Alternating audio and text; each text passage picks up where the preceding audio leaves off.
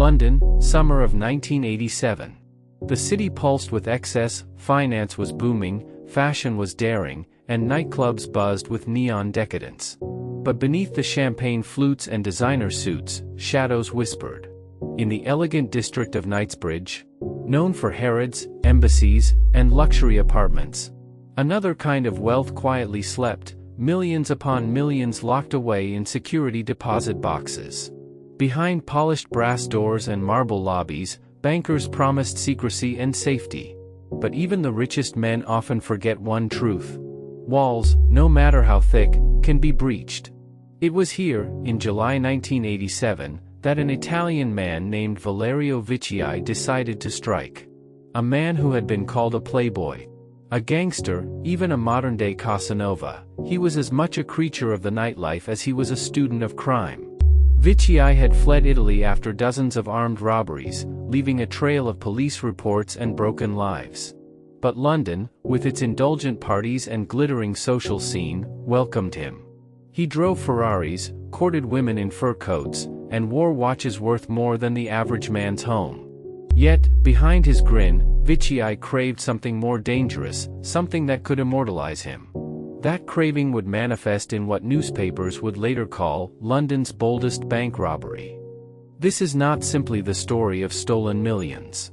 It's about ego colliding with opportunity, about how a man who lived like royalty orchestrated one of the greatest bank heists of the 20th century, only to discover that arrogance leaves footprints even diamonds cannot hide.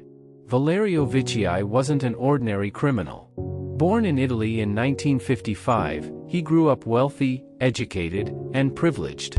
Unlike the desperate thieves of his era, Viccei was drawn to crime not out of need, but out of thrill. He enjoyed luxury, and to him, crime was a shortcut to maintain it. By the mid-1980s, he had racked up more than 50 armed robberies in Italy, earning him a reputation as both brilliant and reckless. But as police closed in, he fled to Britain. London was a city of opportunity, a playground for men like him. He blended in with ease, befriending club owners, jewelers, and eventually, the wrong kind of insiders. It was through these connections that Viccei discovered the Knightsbridge Security Deposit Center, a fortress of wealth disguised as an ordinary bank. Its deposit boxes weren't just filled with cash and jewels, they contained secrets. Political donations, untaxed fortunes, undeclared treasures. Knightsbridge was not just a bank, it was London's underworld vault. Viccei studied it quietly. He didn't rush. He moved like a man rehearsing a performance. And soon, he had a plan bold enough to shock even himself. On July 12, 1987, a sweltering Sunday afternoon, Viccei and an accomplice walked into Knightsbridge posing as clients. They requested access to open a deposit box. Staff, accustomed to wealthy-looking men in tailored suits, saw nothing unusual. Then, as soon as they were inside, Viccei drew a gun. The security guard was disarmed, employees bound with tape. The staff were silenced with a chilling instruction: nobody moves. Nobody gets hurt. Viccei moved with calm authority, as though the bank already belonged to him. His men began taping over security cameras, cutting lines of sight.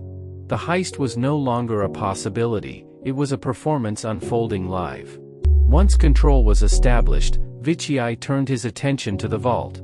Unlike many bank jobs, the vault here wasn't designed to withstand armed takeover. It was designed to resist outside intrusion. But Viccei didn't need to blow the doors, he had the keys, courtesy of terrified staff. The gang forced employees to unlock sections, and once inside, began looting deposit boxes one by one. The boxes contained riches beyond imagining: gold ingots, rubies, Rolex watches, bricks of cash. Each open box felt like a jackpot in a casino of crime. The sheer value of the loot was staggering. Later estimates placed the haul at £60 million, equivalent to over $100 million today. But inside that vault, surrounded by riches, Viccei didn't look like a thief. He looked like a man in his element, as though the gold had always been waiting for him. The heist lasted hours. But remarkably, no alarm was raised. Viccei and his crew left quietly, carrying their fortune in duffel bags. No shootouts, no police chase, just silence. By the time staff freed themselves and sounded alarms, Viccei was gone. To the outside world, Knightsbridge still looked like any other Sunday afternoon. Only those inside knew that one of the greatest robberies in British history had just taken place. When London police arrived, what they found stunned them. It wasn't a smash and grab, it was surgical. A team had walked into a bank in broad daylight, neutralized staff, and walked out with millions. Detectives soon realized this was no ordinary gang. The professionalism, the timing, the execution, it bore the signature of a mastermind. But Viccei had made one fatal mistake. He couldn't resist showing off. While hiding the loot, he continued to live extravagantly, partying in nightclubs, buying luxury cars, spending cash too freely. Police began tracing his movements, and soon, his Italian criminal record came to light. Surveillance confirmed the link. The net began to close. Viccei was eventually captured during a sting. Ironically, he was betrayed by the very lifestyle he loved. His obsession with Ferraris and women left a paper trail even diamonds couldn't erase. In custody, he remained flamboyant. He gave interviews, smiled for cameras, and even wrote letters describing his philosophy, that life was meant for living dangerously. He admitted to the crime but seemed almost proud of it, like an artist signing his masterpiece. Convicted, he was sentenced to 22 years in prison. For a man like Viccei, prison was not just confinement, it was suffocation. Viccei's story didn't end in Britain. After serving part of his sentence, he was extradited to Italy. In a twist befitting his life, he was killed in 2000 during a shootout with police while on day release, reportedly after returning from a drive in a Ferrari. The Knightsbridge heist remains legendary, not just for its value, but for its audacity. It was one of the rare moments when a heist read more like a novel than a police file. The Knightsbridge bank heist was never about hunger, or survival, or desperation.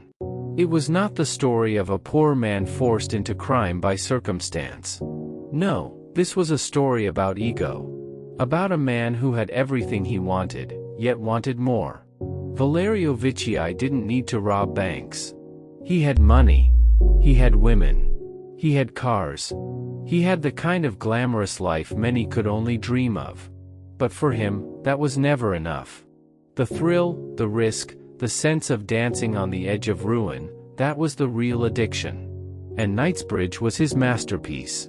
When Londoners first read the headlines, they could hardly believe it. A bank in one of the most prestigious neighborhoods in the city had been robbed in broad daylight. Not smashed open with dynamite.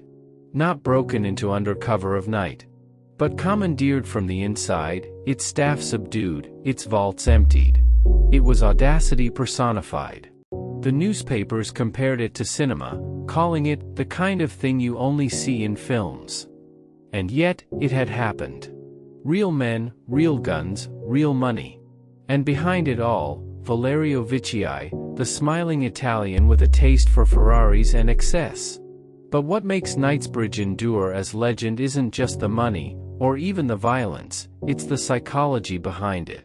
It's about what happens when a man convinces himself he is untouchable. For Viccei, the heist wasn't just about robbing a bank. It was about writing his name into history. He wanted to be remembered, feared, admired. And in a way, he succeeded. Because decades later, we're still telling his story. But history is merciless.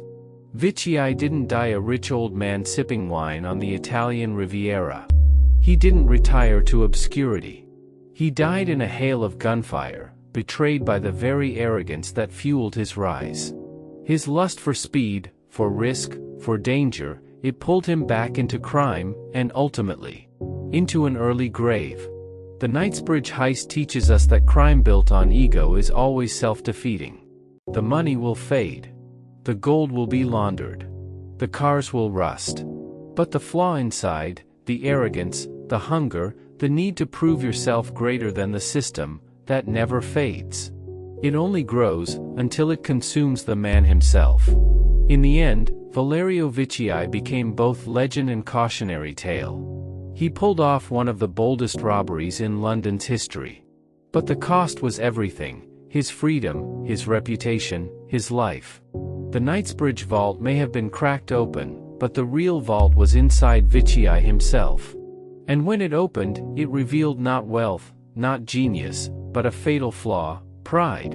And that is why, nearly 40 years later, the Knightsbridge bank heist is still whispered about. Because it wasn't just a robbery, it was a mirror, reflecting back to us one of the oldest truths of all. The higher you climb on arrogance, the harder the fall. The gold, the cash, the jewels, they are long gone. What remains is the story. A story of a man who could have had everything, but risked it all for more. And in that sense, perhaps, Knightsbridge wasn't London's boldest robbery. Perhaps it was London's most tragic. Because at its heart, it wasn't just the story of millions stolen from a vault. It was the story of one man robbed by his own obsession.